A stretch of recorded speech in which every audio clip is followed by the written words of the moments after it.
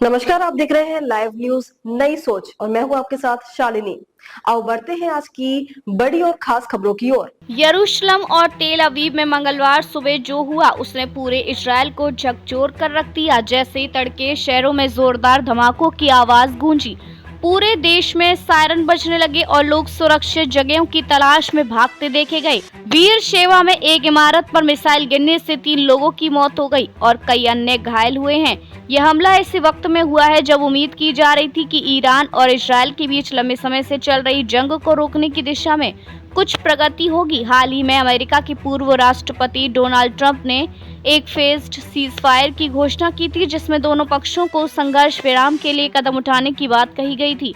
लेकिन ताजा हमले ने इन संभावनाओं को झटका दे दिया है। ईरानी समय अनुसार सुबह करीब 4 बजे मिसाइलें इजराइल की ओर दागी गईं। इस हमले की पुष्टि इजरायली डिफेंस फोर्स ने की है, जिसके बाद नागरिकों को तुरंत सुरक्षित स्थानों पर जाने की सलाह दी गई। यरूशलेम और तेल अवीव जैसे प्रमुख शहरों में धमाकों की आवाज सुनाई दी। वहीं वीर शेवा में मिसाइल सीधा एक रिहायशी इमारत पर गिरी। 3 लोगों की मौत की पुष्टि हो चुकी है और कई अन्य को अस्पताल में भर्ती कराया गया है।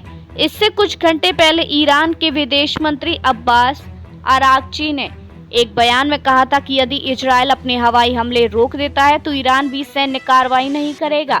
इस बयान के बाद उम्मीद बनी थी कि शायद कुछ विराम की ओर कुछ सकारात्मक कदम उठेंगे, लेकिन मिसाइल हमले ने इन उम्मीदों पर पानी फेर दिया। इजरायली सेना ने भी साफ कर दिया है कि वे किसी भी तरह के हमले का माकूल जवाब देने के लिए तैयार है। सूत्रों के अनुसार इजराइल ने अपने सभी एयर डिफेंस सिस्टम को एक्टिव मोड में डाल दिया है और सीमावर्ती इलाकों में निगरानी बढ़ा दी गई है। माना जा रहा है कि यह हमला ट्रंप के सीज फायर प्रस्ताव को ईरान की ओर से अस्वीकार करने के रूप में देखा जा रहा है, या फिर यह हमला ट्रंप की घोषणा के बाद तय समय सीमा में इजराइल की कार्रवाई बंद न होने पर प्रतिक्रिया के रूप में हुआ। अब बड़ा सवाल यही है कि क्या सीज फायर की संभावना पूरी तरह खत्म हो गई है या अब भी कोई कूटनीतिक रास्ता बाकी है। फिलहाल यरूशलेम, तेल अवीव और अन्य शहरों में सुरक्षा बल पूरी तरह अलर्ट पर है। आम जनता में डर और असमंजस का माहौल है। ऐसे ही लेटेस्ट अपडेट पाने के लिए हमारे चैनल को लाइक, फॉलो, सब्सक्राइब करें और बेल आइकन दबाना ना भूलें।